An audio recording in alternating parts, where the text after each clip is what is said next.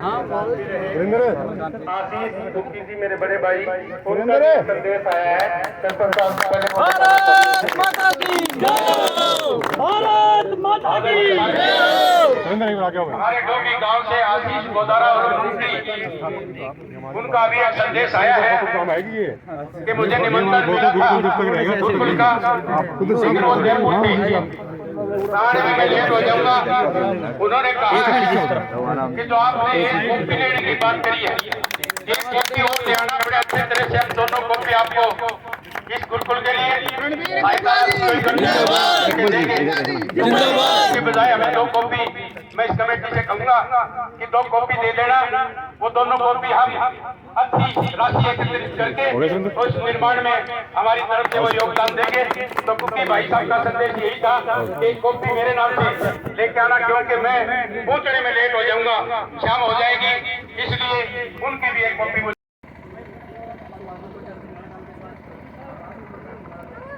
सुभाष नंबरदार जी माला डाल के स्वागत करेंगे हमारे मुख्य अतिथि जी का।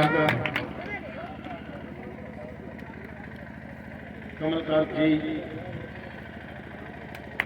हमारे मुख्य अतिथि का स्वागत करते हुए, सुभाष नंबरदार जी, डॉक्टर मनीराम जी, गुरुजी देखिए, आचार्य जी, सतीर वर्मा जी, को सुरेंद्र सम्मानित करेंगे।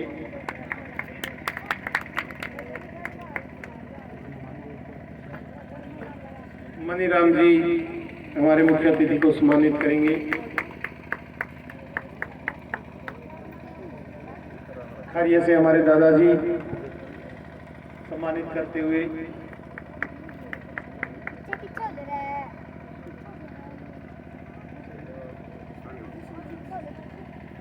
आज इसी कड़ी में हमारे बीच में सुनील नेहरा हमारे भाई भी यहाँ पे मौजूद है, राजेश लोहरा भी हमारे बीच में मौजूद है।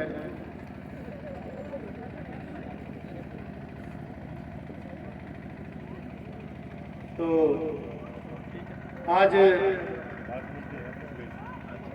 हमारे मुख्य अतिथि जी और आए हुए सारे गणमान्य हमारे एरिया के सारे लोग, जो बहुत ही सम्माननीय है हमारे लिए।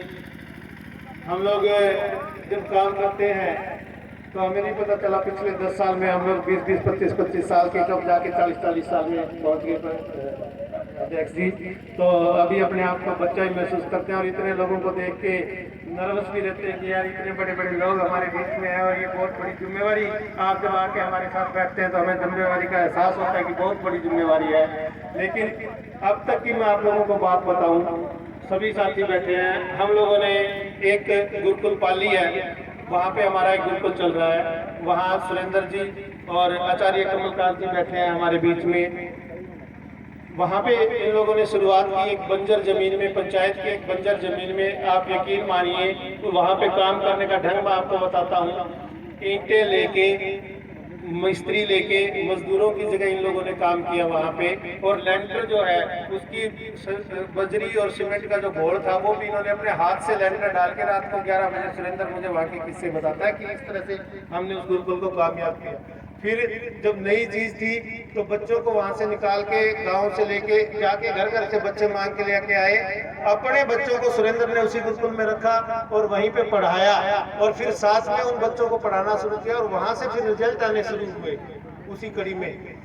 तो उसके बाद यहाँ पे आने के, यहाँ जब वो शुरुआत होगी और 1 साल जब वो सक्सेसफुली चला हमारा, उसके बाद में हमारा तो क्या, वो सुरेंद्र जी और ये जो निर्मात्री सभा है इसका जो चला, आप उसके बाद पिछले 10 साल से अलग अलग ढंग से यहाँ पे जमीन की खोजबीन और यहाँ पे ग्राउंड की तलाश कर रहे थे। इसी दौरान सुरेंद्र ने अपने बेडरूम में जो छत के ऊपर है वहाँ पे बच्चों बड़ा प्रोग्राम, इतना बड़ा हृदय से उन्होंने पहुंचने का यहाँ जो काम किया है, हम उनका आजीवन ये गुरुकुल ऋण ही रहेगा। उसके बाद हमारे आचार्य जी कमल, जिनके सानिध्य में गुरुकुल पाली चल रहा है, और उन्हीं से मुझे भी प्रेरणा मिली कि शिक्षा पे कुछ काम किया जाए। और हमने ये बीड़ा उठाया, गुरुकुल पाली चल रहा है। उसके बाद हमारा ये गुरुकुल बुढ़ा दूसरा गुरुकुल है, 2 गुरुकुल और प्रोजेक्टेड है भिवानी में, हम उन पे काम कर रहे हैं। डॉक्टर मनीराम जी और अन्य विशिष्ट आतिथ्य हमारे प्रोग्राम में पहुंचे। मेरे गांव से बहुत संख्या में लोग आए, बाहर से लोग आए। छोटे से निमंत्रण पर, सिर्फ टेलीफोनिक कॉल पर, कोई मोबाइल से, कोई मैसेज से, सभी का मैं ये आजीवन ऋण मेरे ऊपर रहेगा जो छोटे से प्रोग्राम में आप पहुंचे हो। रही बात गुरुकुल की, कोई भी गुरुकुल, कोई भी चीज हम जब शुरू करते हैं तो उसका एक उद्देश्य होता है कि क्यों गुरुकुल खोला जाए, क्यों स्कूल खोला जाए, क्यों दुकान खोली जाए, क्या किया जाए। तो इसका भी हमारा उद्देश्य है।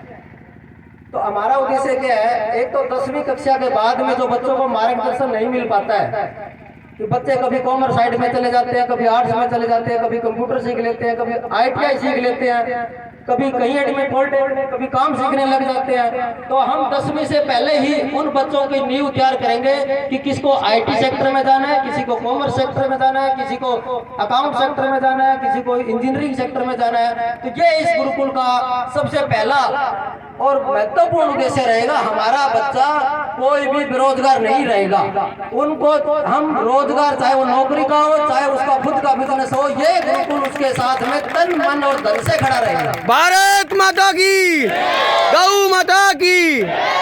दूसरा इसका मुख्य उद्देश्य है, गांव में जैसे मैं भी एक गरीब परिवार से रहा हूं, तो मुझे पता है कि किस प्रकार मुसीबत में शिक्षा ग्रहण की है। तो मेरे गांव में काफी सारे लड़के हैं, अच्छे इंटेलिजेंट लड़के, क्षण में 97% नंबर आते हैं। तो उन्हें देखता हूं कि सामर्थ्य नहीं है। तो ये एक ऐसा गुरुकुल होगा जो असमर्थ बच्चा, भारत का कहीं का भी असमर्थ बच्चा हो, जिसका जो सामर्थ्यवान नहीं है फीस देने में, सामर्थ्यवान नहीं है अपनी कोचिंग देने में, सामर्थ्यवान नहीं है खेलों में आगे जाने में, ये गुरुकुल उसको गोद लेने का काम करेगा। और जब तक उसको रोजगार या पैरों पे खड़े कर देगा, ये गुरुकुल उसके साथ रहेगा। और इस गुरुकुल में कैसे ये काम करेगा, इसमें हमने थोड़ा रोड मैप बनाया है। इसको हमने 7 डिवीजन में डिवाइड किया है, अलग अलग डिवीजन में। पहला डिवीजन रहेगा आध्यात्मिक और व्यवहारिक शिक्षा। आज पढ़े लिखे होने के बाद भी बच्चों को नॉलेज नहीं है, BA कर लिया, कोई नॉलेज नहीं है, किसी काम का नॉलेज नहीं है, एक बल्ब भी नहीं लगा सकता। मैं कहने का मतलब व्यवहारिक शिक्षा, बच्चों को व्यवहारिक ज्ञान ये गुरुकुल देगा, जो समाज में उठने बैठने बोलने बतलाने, काम में इधर उधर जाने आने, जो जिंदगी में पैसों के अलावा जो काम आती है, वो ये गुरुकुल व्यवहारिक और आध्यात्मिक ज्ञान देने का काम करेगा। इसके अलावा आधुनिक शिक्षा का हमने एक विभाग बनाया है।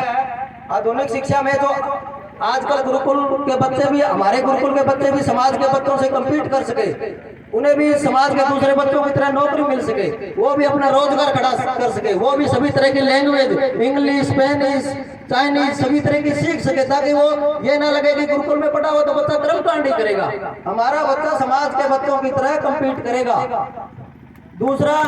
तीसरा इसका जो है, हमारा एक डिवीजन रहेगा जैविक खेती का। एरिया में आप देख रहे हो खेती जहर हो गई है, सभी चीजों में यूरिया, DAP, स्प्रे, तो उसका एक डिवीजन हम बनाएंगे गांव के आसपास के किसानों को जागरूक करने का, और जैविक खेती में हमारा गुरुकुल काम करेगा। आयुर्वेद एक विभाग होगा, बच्चों को आयुर्वेद की जानकारी दी जाएगी। बीमार होने के बाद नहीं, बीमार ना हो आने वाली पीढ़ी, उस पर काम किया जाएगा। आज आप देख रहे हैं सारा घर बीमारियों से लूट रहा है, ऐसा कोई घर नहीं है जिसमें दवाइयां ना चल रही हो। 5वां महत्वपूर्ण काम रहेगा उत्पाद स्वदेशी उत्पाद निर्माण का। छोटे छोटे उत्पाद जो गांव लेवल पे हम शुरू कर सकते हैं, माताएं बहनों को जोड़कर छोटे छोटे बच्चों को रोजगार देके, ताकि वो पढ़ाई के साथ साथ अपना कुछ रोजगार भी जनरेट कर ले। ऐसा एक हमारा यहाँ मिशन है। और पाली गुरुकुल में हमने वो गुरुकुल को स्वावलंबी कर दिया है। इस तरीके के प्रोजेक्ट वहाँ पर खड़े करके, और कम से कम 50 से 60 बच्चों को वहाँ पर हमने रोजगार भी दिया है। तो ये इस गुरुकुल के माध्यम से होगा।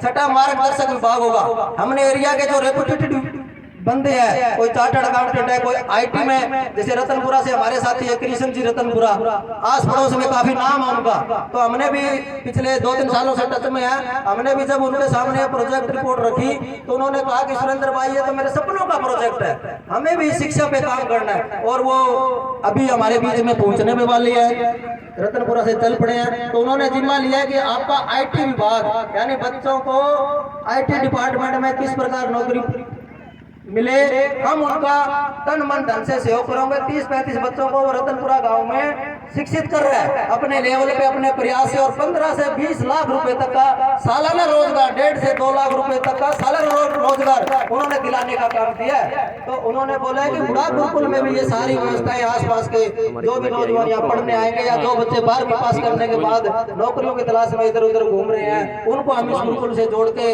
एक वर्ल्ड क्लास एक लाइब्रेरी इस गुरुकुल में बनेगी, ताकि वो बच्चे यहाँ सीखकर हम उनको प्लेसमेंट कर सके। वो बच्चे सारे वर्क फ्रॉम होम भी करता है, उसकी 1-2 कंपनी भी आईटी की। इसके अलावा हमने संवाद विभाग बनाया है पूरे भारत में या आसपास के एरिया में त्वरित कैसे लोगों से संवाद किया जाए। ये हमने एक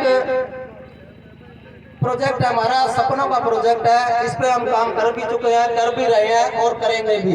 रही बात जब ऐसी कोई संस्था चलती है, गुरुकुल और गौशाला दोनों का मतलब ये होता है कि जान और चंदा।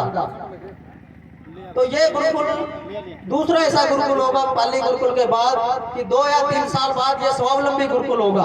ये समाज से 2 या 3 साल बाद सहयोग लेने की बजाय समाज को सहयोग देना शुरू करेगा।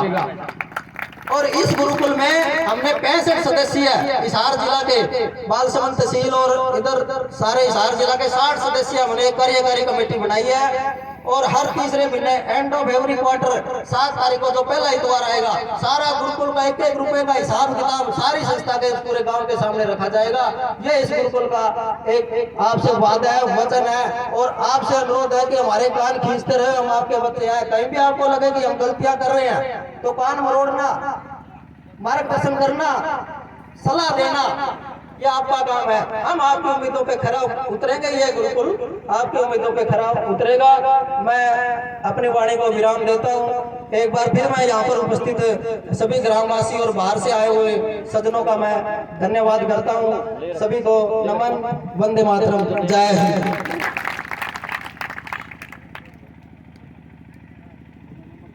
इसी कड़ी में हमारे संस्थापक राजीव दीक्षित गुरुकुल पाली के श्री आचार्य कमलकांत जी बहुत ही आदरणीय हैं। मैं चाहूँगा कि वो यहाँ पे आए और अपने विचार दें।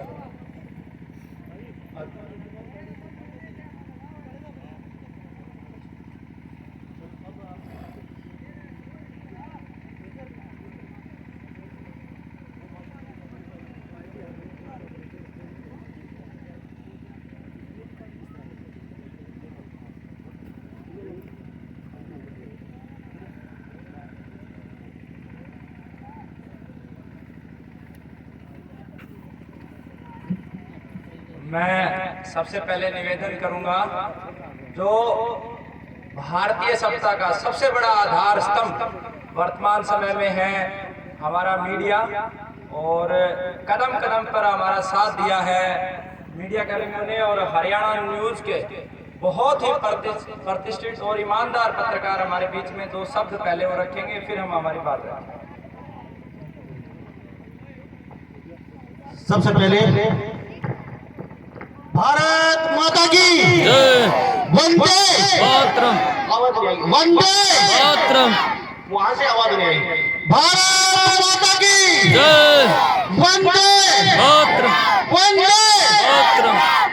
अब की बात करी कमलकांत जी के बारे में थोड़ी सी मैं डिटेल बता देता हूँ। कमलकांत जी वो शख्स हैं, वो बहुत बचपन से इनको देखता आ रहा हूँ।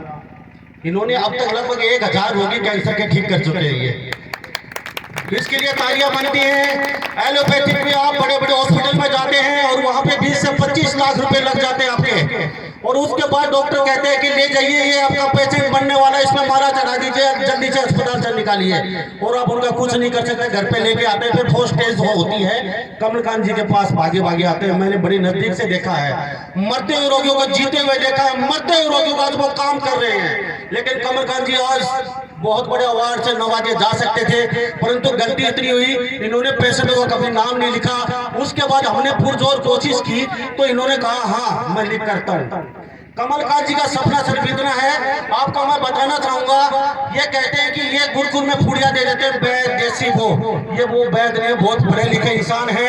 2.5 लाख रुपए सैलरी है कमलकांत जी की। ये नौकरी करते हैं बहुत बड़ी कंपनी में, और वहां पे बहुत बड़े पद के ऊपर है ये 2.5 लाख रुपए नौकरी यानी कि सैलरी इनकी वो छोड़ रहे हैं सिर्फ आप लोगों के लिए, आप लोगों के लिए, आप लोगों के लिए, क्योंकि इनका सपना सिर्फ एक है, हर घर तक इलाज पहुंचे, हर उस गरीब आदमी तक आयुर्वेद इलाज जाना चाहिए जो तरफ तरफ के मर रहे हैं, लोग लूट रहे हैं दोनों हाथों से। बड़े बड़े एलोपैथिक डॉक्टर आपको दरवाजे पे नहीं खड़ा होना देते। इनका सपना, इनकी काफी मशीनें लगी हुई वहां पे, रात दिन ये दवाइयां बनाते हैं और संडे को दवाई देते हैं।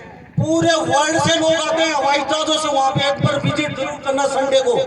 आपको ऐसा लगेगा कि यहाँ पे मोदी जी आए हुए आज, इतने वाहन, 100 एकड़ जंगल है वहां पे, जंगल के अंदर पूरे वाहन ही वाहन नजर आते हैं और लोग फ्लाइटों से आते हैं दवाई लेने और वहां रोगी ठीक होते हैं, रोटी होते आते हैं, रास्ते आते जाते हैं। वो गुरगर भी ये बनेगा।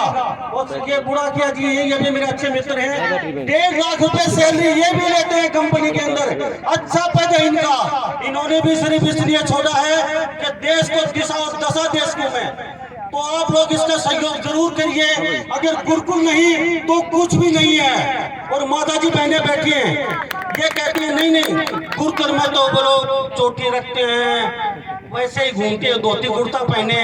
तो इन बहनों से मैं पूछूं एक बार भी, कोई भी गुरुकुल में भेजना पसंद नहीं करती, लेकिन आज मैं दावे के साथ कहता हूँ जो बच्चे गुरुकुल में आज पढ़ते हैं, आप लोगों के दरवाजे पे कल लाइन लगा के खड़े होंगे, मेरा वादा है, मैं झूठ नहीं कह रहा हूँ। क्योंकि कमलकांत जी के बच्चे मैंने देखे हैं, इतनी मेहनत, छोटा बच्चा पूरे दिन कस से चला सकता है, दवाइयां बनाते और दवाइयां देते हैं रोगियों को वो बच्चे। तो मैं उनका भविष्य देखता हूँ आने वाले समय में वो बच्चे, आप लोगों के बच्चों, इंजीनियर, डॉक्टर, बड़े बड़े साइंटिस्ट होंगे, उनके दरवाजे पे खड़े होंगे, लाइन का इंतजार करेंगे कब कमलकांत जी के बच्चे डॉक्टर मेरे को दवाई दे और मैं घर जाऊं आराम से। तो मैं तो सिर्फ इतना कहूंगा, आप अपने एक बच्चे को गुरुकुल में जरूर भेजिए और भविष्य के निर्माण चाहते हैं तो, नहीं तो भारत देश को ना कोई बचा सकता है, ना कोई बचाने वाला आएगा। और ये संस्कार गुरुकुल से निकलते हैं, गुरुकुल है तो सब कुछ है। अंग्रेजों ने गुरुकुलों को बंद कर दिया था सिर्फ हमारी संस्कृति को खत्म करने के लिए, क्योंकि यहाँ सबसे पहले अंग्रेजों ने एक बात देखी थी कि ये संस्कार और ये शिक्षा और ये अपनापन और ये भाईचारा निकल कहां से रहा है। उन्होंने देखा अरे ये तो गुरुकुलों से आ रहा है, तूने सबसे पहले चोट गुरुकुलों पे की थी, ये बंद नहीं होंगे तो हिंदुस्तान के टुकड़े नहीं हो सकते। और उन्होंने अपना काम पूरा किया।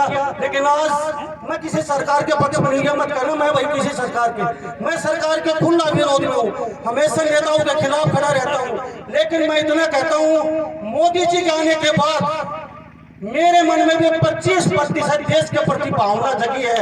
मैं एक मुर्दा इंसान घूमता था पहले, मुझे यह नहीं पता था देश होता क्या है, लेकिन आज मेरे बेटे के मन में, इन बच्चों के मन में, चाहे वो नास्तिक हो उसके भी 5 पैसा देश के प्रति बिल्कुल थोड़ा सा जज्बा है। हाँ मैं हिंदुस्तानी हूँ, भारत मेरा देश है, वंदे मातरम, जय भारत माता की। कमलकांत जी का ऋण पूरा देश कभी नहीं उतार सकता। और चलते चलते मैं ये बताता हूँ, आप ये मत कहना ये गुरुकुलों में दवाई देते हैं, ये अनपढ़ बैठे हैं। कितना भी विद्वान यहाँ बैठा हो, कितना पढ़ा लिखा, कमलकांत जी का अभी समझ खड़ा कर लीजिए और टोक अंग्रेजी में बात कीजिए। अगर एक शब्द भी वो अंग्रेजी यहाँ बोलते तो मैं आपकी जूती, आप मेरा सिर आपकी जूती होगी। ये वो पढ़े लिखे इंसान आपके समक्ष बैठे हैं, ये अनपढ़ वैद नहीं, आप समझते पहले वाले। मैं सिर्फ इतना कहूंगा, मुझे अपने बोलने का मौका दिया, मेरी बातें सुनी। गुरुकुल गुरुकुल गुरुकुल, अगर देश को बचाना है तो गुरुकुल का होना बहुत जरूरी है। और बुरा काम का सौभाग्य है कि आपके गांव में गुरुकुल बना है। गुरुकुल बना है तो आपके गांव में कभी कोई हित नहीं हो सकता, कोई दुखी नहीं रहेगा और कोई बिना इलाज के नहीं मरेगा। यही दवाई होगी और यही आप होंगे और यही रोगी ठीक होंगे। तो इन्हीं सब बातों के साथ धन्यवाद, थैंक यू, जय भारत माता की। कमलकांत जी आपका बहुत बहुत धन्यवाद मुझे बोलने का समय।